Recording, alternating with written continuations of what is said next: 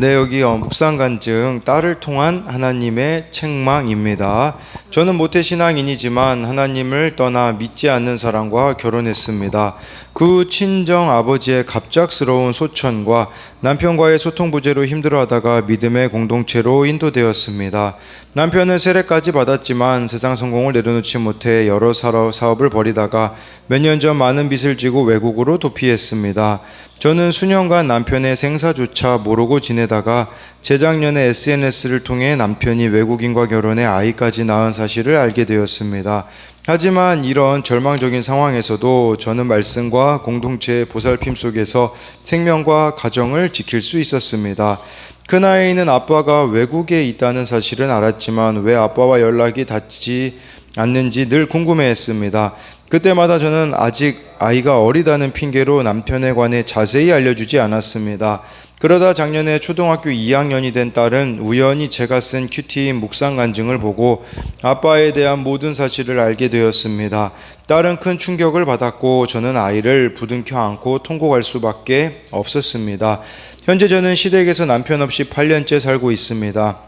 근데 어느새 남편이 부재 중임에도 이혼하지 않고 엄마와 며느리의 때를 잘 지키고 있다는 내 의가 저도 모르게 자라고 있었습니다.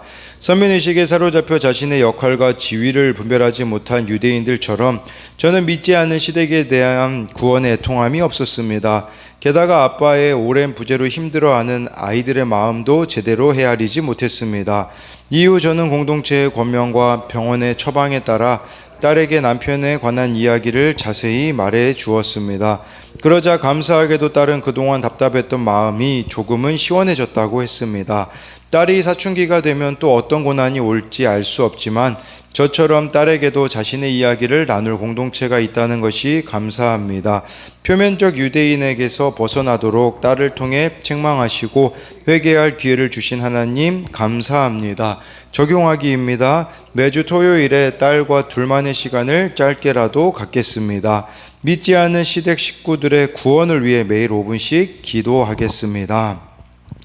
네, 여기 결국은 다 드러나게 되잖아요. 그래서 이 큐티 묵상 간증을 딸 아이가 보고 사실을 알게 되는데 이게 하나님의 또 가르침을 따르는 부분이다라고 할 수가 있고요.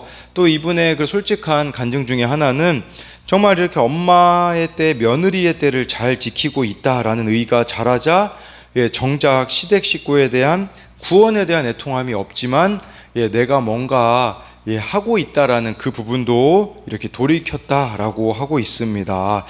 그래서 오늘 좀 이 말씀 제목도 지위가 아닌 역할로 잡은 이유도 바로 그것입니다. 내가 어느 지위에 있는 게 중요한 게 아니라 거기서 제 역할을 제대로 감당하고 있느냐, 이게 중요하다라는 것이겠죠. 그래서 17절, 18절을 보면요. 유대인이라 불리는 내가 율법을 의지하며 하나님을 자랑하며 율법의 교훈을 받아 하나님의 뜻을 알고 지극히 선한 것을 분간하며 라고 해서요. 로마서 2장은 유대인, 하나님을 아는 자들에게 바울이 쓴 거라고 할 수 있는데요. 이것은 어찌 보면 우리들에게 해당되는 것일 수 있는 것이에요. 근데 먼저 유대인들에 대해서 책망을 시작하기 전에 칭찬을 먼저 하고 있어요. 유대인이라 불린 내가 율법을 의지하고 하나님을 자랑하고 뜻을 알고 선한 것을 분간하였다라고 이렇게 바울이 말해주고 있는 것이 마치 요한계시록에요. 7교회들에 대해서 물론 책망만 받은 교회도 있으나 칭찬과 책망을 동시에 받은 교회들이 있어요. 그때 예수님께서는요, 정말 칭찬부터 이렇게 해주시고 우리에게도 이런 지혜가 좀 필요한 것 같습니다. 그 사람에 대해서 정말 칭찬부터 또 이렇게 해주고서는 필요한 말을 해주는 것이 필요하다라고 할 수가 있는 거죠. 어느 한 부분이 마음에 들지 않는다고 그 사람 전체를 부정해서는 안 되는 것이에요. 이렇게 잘 분별하기 위해서는 기도가 쌓이고 또 내공이 쌓여야 되는 거죠. 그런데 이렇게 책망도 잘하고 또 책망을 잘 받으려면요, 무엇보다 내 죄를 볼 수 있어야 되는데 바울이 어떻게 이렇게 내 죄를 잘 받겠습니까? 그 이유는 바울은 죄와 연약함 때문에 무너져 본 경험을 해봤기 때문인 거죠. 그래서 잘못된 열심으로 무너진 경험을 해본 적이 있기 때문에 이렇게 죄를 분별하고 올바른 책망을 할 수가 있음을 보여주는 것이에요. 그가 유대인 중에 유대인이었잖아요. 그러니까 그 넘어짐의 경험이 이렇게 잘 분별할 수 있게 해주었다라는 것이에요. 17, 18절에 대한 적용도요. 누구를 책망할 때 관심과 사랑으로 하고 있습니까?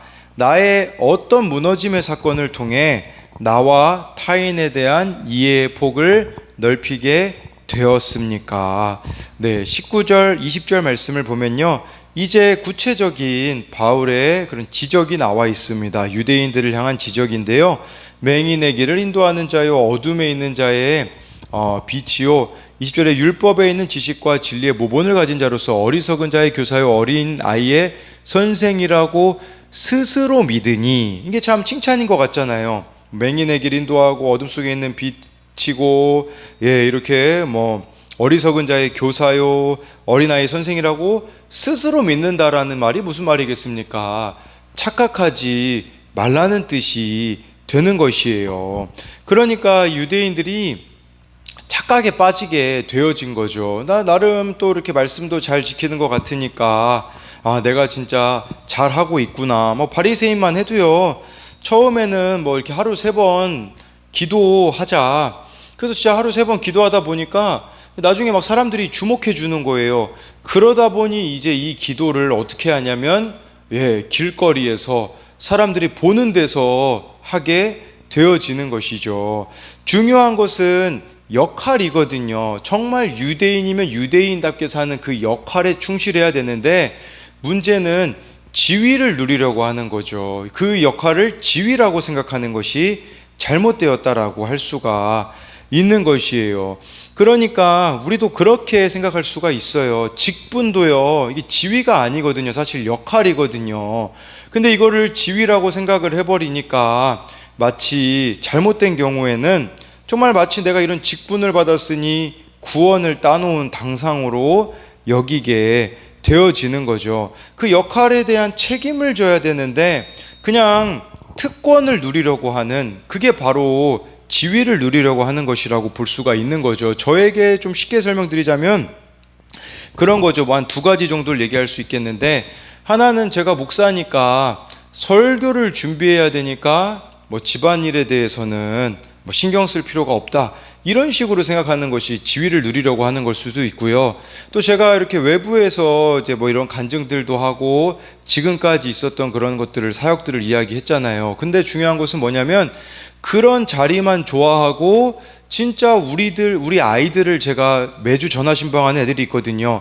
걔네들한테 전화신방을 안 한다면 그것도 지위만 내세우는 것이라고 할 수가 있는 거예요. 지위보다 중요한 것은 역할이다라는 것이에요. 역할이 뭘 말하겠습니까? 목사면 목사답게 사는 거, 장로면 장로답게 사는 거, 그게 더 중요하다라는 거죠. 근데 그 지위만 내세우다 보면, 왜 사람이 지위만 내세울까요? 속이 비었기 때문이다 라고 할 수가 있는 것이에요. 지금 이 유대인의 모습이 딱 그렇다라고 할 수가 있는 것이에요. 그래서 이 19절, 20절에 대한 적용도요, 어느 공동체에서든 자리가 높을수록 책임도 크다는 것을 생각합니까? 하나님이 내게 주신 역할과 지위를 잘 분별하지 못할 때는 언제입니까? 21절, 22절 말씀을 보면요. 그러면 다른 사람을 가르치는 내가 내 자신은 가르치지 아니하느냐? 도둑질하지 말라 선포하는 내가 도둑질하느냐? 간음하지 말라 말하는 내가 간음하느냐? 우상을 가증히 여기는 내가 신전 물건을 도둑질하느냐라는 거죠. 지금 이 지위만 누리려고 하고 있는 유대인의 문제는 뭐냐면요, 한마디로 내로남불이다라는 뜻이에요. 내로남불. 그러니까 남에게는 엄격하지만, 내가 하면 로맨스고 남이 하면 불륜이 내로남불이잖아요. 남에게는 엄격하지만 나에게는 관대한 거죠. 다른 사람한테 그렇게 얘기해요. 야, 도둑질하지 마. 그러면서 자기는 도둑질을 하고 있는 거죠. 간음하지 마. 근데 이 사람이 간음을 하고 있는 거죠. 근데 우리가 이걸 그런 관점까지 봐야 돼요. 영적 간음, 영적 도둑질, 영적 우상숭배까지 가야 돼요. 그러니까 내가 그냥 행위로는 도둑질 안 하는 것 같아 보이거든요. 이 간음에 대해서도 어느 목사님이 설교한 걸 들었는데, 이 간음이 그것도 해당된다고 하더라고요. 뭐가 해당되냐면, 자꾸 다른 이 교회 안에 다른 믿음 좋은 분을 부러워하는 거예요. 아, 내 남편이 저 사람 같았으면 참 좋았을 텐데, 내 아내가 저 사람 같은 믿음을 가졌으면 좋았을 텐데, 그게 또 영적 간음이다 라고 이렇게 표현을 하신 그런 목사님의 설교의 일부를 들었는데, 참 맞다라는 생각을 하게 되어지더라고요. 그러니까 가르치려고만 하지 정작 자기 모습을 보지 못하는 그 상태가 바로 이러한 상태다라고 할 수가 있는 것이에요. 그렇기 때문에 하나님이 나를 가르치실 수밖에 없는 거예요. 그 깨닫지 못하고 말씀을 듣기 싫어하는 나에게 사건을 통해서 가르치시고 깨닫게 하시는 것이겠죠. 네, 그래서 이 묵상간증에 나와 있는 그 부분도 정말 이 초등학교 아이가 그 큐티인을 자기 어머니가 쓴 거를 어떻게 봅니까? 그게 하나님이 그분을 가르치시기 위하여서 허락하신 사건이라는 거죠. 그러니까 우리도 이 사건들 속에서요, 내 모습을 볼 수 있어야 된다라는 거예요. 그래서 사건을 주시는 것인데, 내 모습이 안 보이면요, 네, 우리가 다른 반응을 보일 수밖에 없다라는 것을 기억해야 한다라는 것이겠죠. 그래서 21절, 22절에 대한 적용도요, 나는 가르치려고만 하는 사람입니까? 아니면 하나님께 그때마다 배우고 있습니까? 저와 여러분들이 하나님께 배우고 있는가? 이 배운다라는 게 무슨 말이겠습니까? 그때마다 자신을 돌아보는 자가 되는 것이 하나님께 배우는 자인데, 나는 돌아보려고 하지 않고 다른 사람에게 말만 하려는 자들은 가르치려고만 하는 사람이다 라고 할 수가 있습니다. 23절 24절을 보면요, 율법을 자랑하는 내가 율법을 범함으로 하나님을 욕되게 하느냐? 기록된 바와 같이 하나님의 이름이 너희 때문에 이방인 중에서 모독을 받는도다 라고 이렇게 말씀해주고 있어요. 유대인들이요, 율법을 가르치는 게 하나님을 모독하는 게 됐대요. 하나님의 영광을 가로챘다고 하고 있거든요. 왜 그럴까요?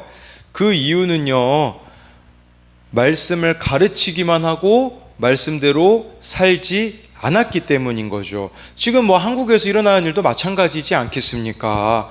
그리스도인이 많아요. 근데 그리스도인이 말씀대로 살지 않기 때문에 이방인 중에서 모독을 받는다. 믿지 않는 자들에게 지금 모독을 받게 되어지는 일들이 벌어지게 되는 것이겠죠.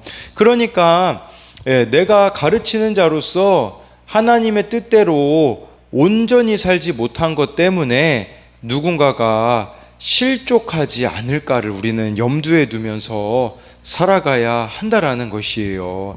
누군가가 예수님을 안 믿는 게 나 때문이진 않는가? 이제 그런 부분들을 우리가 이 말씀을 통해서 점검해 봐야 한다라는 거죠. 높임받는 자리에만 집중한 그들의 교만을 바울이 지적한 것이에요. 내게 주어진 특별한 재능과 역할을 자랑하지 않고 하나님을 위해 사용할 때 그것이 하나님의 영광이 된다라는 것을 알아야 합니다. 그래서 23, 24에 대한 적용으로는요, 하나님의 이름을 높인다고 하면서 실상은 하나님의 영광을 가로채며 모독하고 있지는 않습니까? 내게 주어진 특별한 재능을 주를 위해 사용합니까? 나를 위해 사용합니까? 25절부터 27절까지를 보게 되어지면요, 내가 율법을 행하면 할례가 유익하나 만일 율법을 범하면 내 할례는 무할례가 되느니라. 그런즉 무할례자가 율법의 규례를 지키면 그 무할례를 할례와 같이 여길 것이 아니냐. 또한 본래 무할례자가 율법을 온전히 지키면 율법 조문과 할례를 가지고 율법을 범하는 너를 정죄하지 아니하겠느냐라고 말씀해주고 있는 것이에요. 네, 유대인들은요 할례에 막 집중을 하는 거예요. 이 할례가 남자의 그 생식기에다가 그 가죽을 베는 게 할례잖아요. 뭐 지금으로 말하자면 포경 수술이라고 할 수 있는데, 어떤 의미가 있냐면요, 언약 백성이다라는 의미가 있는 거예요. 남자의 왜 성기에다 했냐면 그때마다 정말 그 성기를 남자들은 볼 수밖에 없잖아요. 그럴 때 언약 백성임을 기억하는 그런 장치였었다라고도 할 수가 있는데, 중요한 것은 뭐냐면 할례를 받았으니까 나는 이미 언약 백성이야 라고 착각하는 데 있는 거죠. 우리로 말하자면 이제 세례라는 걸 받잖아요. 이제는 우리가 할례는 뭐 그렇게 받지는 않지만 내가 세례 받았으니까 마치 그것이 끝인 것처럼 여기는 거예요. 근데 바울이 주장하는 것은 뭐냐면, 그거 할례 받느냐 안 받느냐가 중요한 게 아니라, 할례 받았다면 그 원래 할례 받는 것의 의미가 언약 백성으로 사는 거잖아요. 그게 중요하다라는 말이에요. 할례 받느냐 안 받느냐가 중요한 게 아니라 율법의 규례를 지키냐, 언약 백성답게 살아가고 있느냐, 이게 중요하다라는 거예요. 거칠애가 중요한 게 아니라는 거예요. 우리도 그리스도인으로서 겉모습이 어떠한지가 중요한 게 아니에요. 왜냐하면 이 겉모습은 포장할 수 있거든요. 그게 아니라 정말 그리스도인답게 사는 것이 중요하다라고 할 수가 있는 것이겠죠. 근데 이 말씀을 제대로 지키지 못할 때 자신들의 삶을 포장하기 위해 자꾸 다른 것에 치장하게 되어집니다. 그래서 25절부터 27절에 대한 적용도 나의 삶을 포장하게 만드는 것이 무엇이 있습니까? 28절, 29절 보면요. 무릇 표면적 유대인이 유대인이 아니요 표면적 육신의 할례가 아니니라. 오직 이면적 유대인이 유대인이며 할례는 마음에 할지니 영에 있고 율법 조문에 있지 아니한 것이라. 그 칭찬이 사람에게서가 아니요 다만 하나님에게서니라. 여기서 중요한 것은요, 표면적 유대인이 유대인이 아니다, 이면적 유대인이 유대인이다 라고 하는 거죠. 표면적은 겉모습이 유대인인 게 중요한 게 아니라 내면이 유대인인 게 중요하다. 우리로 말하자면 겉모습이 그리스도인인 척하는 게 중요한 게 아니라 내 내면이 진짜 그리스도인다운 것이 중요하다라는 거죠. 진짜 그리스도인다워지려면 어떻게 해야 될까요? 막 겉을 포장해야 될까요? 아니에요. 29절에 나와 있잖아요. 할례는 마음에다가 행하래요. 마음에. 우리 마음에 할례를 행한다. 할례가 그 남자의 가죽을, 생식기 가죽을 벗기는 거거든요. 고통스럽습니다. 이 마음에 가죽을 베는 것은요, 고통스러울 거예요. 그와 같은 아픔으로 하나님 앞에서 마음을 찢는 회개를 하는 것이 마음의 할례라고 할 수가 있는 것이에요. 이 마음의 할례를 행하는 자는 어떤 사람입니까? 칭찬을 사람에게서가 아니요 하나님에게서니라. 이 말씀을 기억해야 돼요. 사람이 나를 뭐라고 평가하고 칭찬하느냐가 중요한 게 아니라 하나님의 칭찬, 하나님 보시기에 어떠한 삶이냐라는 것을 기억하면서 살아가는 거죠. 여러분, 사람들은 속일 수 있어요. 하나님은 속일 수 없습니다. 이걸 기억하셔야 돼요. 사람들에게 맞춰진 신앙인이 있어요. 그것은 사람들에게만 잘 보이려고 하는 자들이 될 수 있겠죠. 근데 하나님께 잘 보이려고 하는 신앙인은 다른 길을 걸어갈 수밖에 없다라는 것을 알아야 합니다. 유대인들의 문제가 이거였죠. 칭찬을 사람에게서 자꾸 받으려고 한 거예요. 그 사람에게 집중하다 보니까 자기를 자꾸 포장하게 되어지고, 예수님이 뭐라고 하십니까? 바리새인들 보고요, 외식하는 자들이다 라고 하잖아요. 더 쉽게 말하면요, 이 가면을 쓴 자들아, 그렇게 말씀하셨거든요. 우리도 사람에게 칭찬받으려고 하면 자꾸 포장하고 가면을 쓸 수밖에 없습니다. 그러나 마음을 찢는 회개를 하는 자들은 가면을 벗고 포장지를 뜯고 하나님 보시기에 정직하게 살아가는 자가 된다라는 것이겠죠. 그래서 이 28, 29절에 대한 적용도요, 내 삶에서 버려야 할 표면적 유대인의 모습은 무엇입니까? 그러니까 겉모습만 그리스도인인 척하는 것은 무엇이냐라는 거죠. 이 청소년용 큐티인에는 이 질문이 나왔더라고요. 주일 예배, 헌금액, 큐티한 횟수 등 드러나는 행위로 사람들에게 칭찬받기를 기대하진 않나요? 또 한 가지는요, 내가 베어내야 하는 마음의 가죽은 무엇입니까? 라고 해서요, 늘 내 마음을 씻고 마음을 깨끗이 하는 것이, 그것이 바로 참된 그리스도인의 삶이다 라는 것을 기억하심으로써요, 지위가 중요한 게 아니라 역할이 중요한 것이에요. 제가 목사이기 때문에 이 지위가 중요한 게 아니라 정말 목사답게 사는 그 역할이 중요한 거와 마찬가지로, 저와 여러분들이 그리스도인이라는 그 지위가 중요한 게 아니라 그리스도인답게 살아가는 것이 중요하다라는 것을, 그 역할이 중요하다라는 것을 깨닫는 저와 여러분들이 되기를 소망합니다.